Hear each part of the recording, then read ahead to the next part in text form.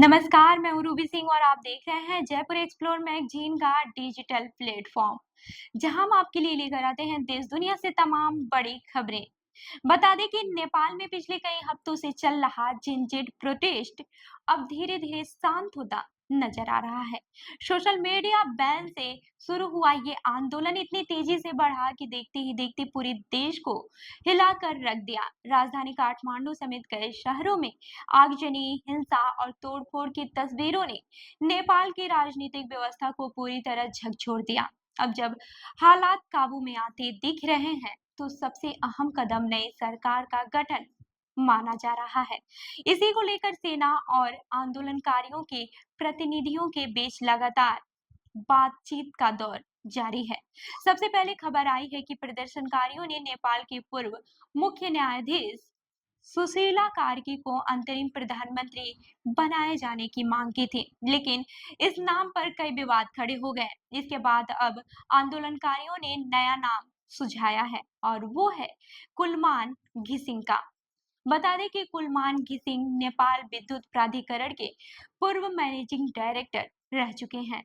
नेपाल में बिजली संकट दूर करने और ऊर्जा सुधार के लिए उन्हें जनता का नायक माना जाता है। खासकर युवाओं में उनकी छवि बेहद लोकप्रिय है। जिनजेड समूह ने अपने पत्र में उन्हें देशभक्त और सबसे स्वीकार्य चेहरा बताया। हालांकि इस बीच आंदोलनकारी युवाओं के भीतर ही मतभेद सामने आ गए हैं। कई युवाओं ने बातचीत की मौजूदा प्रक्रिया का भी विरोध किया और कहा कि जिन लोगों को बुलाया गया वे असली प्रतिनिधि नहीं हैं। इनका कहना है कि बातचीत राष्ट्रपति भवन में सार्वजनिक रूप से होनी चाहिए। वहीं जेनजेड समूह की ओर से जारी पत्र में साफ लिखा गया कि अंतरिम प्रधानमंत्री के लिए सबसे उपयुक्त उम्मीदवार काठमांडू महानगर पालिका के मेयर बालेंद्र शाह हैं, लेकिन शाह ने इस प्रक्रिया में हिस्सा लेने से इनकार कर दिया। वहीं सुशीला कार्की के नाम पर भी शुरुआती समर्थन मिला, लेकिन उनकी उम्र सीमा और उनसे जुड़े विवादों ने मामला कमजोर कर दिया। यही कारण है कि अब बातचीत में कुलमान घिसिंग का नाम आगे आया है। उनका इंजीनियरिंग बैकग्राउंड, युवाओं से जुड़ा और देश में बिजली सुधार का काम उन्हें सबसे आगे लाकर खड़ा करता है।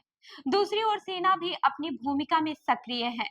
सूत्रों के मुताबिक आर्मी हेडक्वार्टर में जेनजेड प्रतिनिधियों और आर्मी लीडरशिप के बीच दूसरे दौर की बातचीत चल रही है। इस बैठक में जेनजेड की तरफ से 7 सदस्य शामिल हैं। इसके बाद सेना प्रमुख की मुलाकात पूर्व न्यायाधीश सुशीला कार्की और दुर्गा प्रसाद से भी होगी।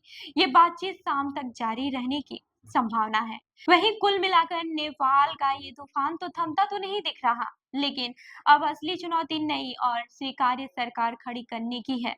क्या देश की कमान कुलमान घिसिंग जैसे लोकप्रिय चेहरे के हाथों में जाएगी या फिर कोई और नाम आगे आएगा? ये आने वाले दिनों में ही तय होगा। तो इस खबर पर आपकी क्या राय है, हमें कमेंट करके जरूर बताएं।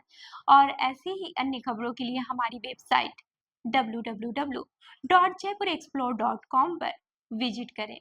धन्यवाद।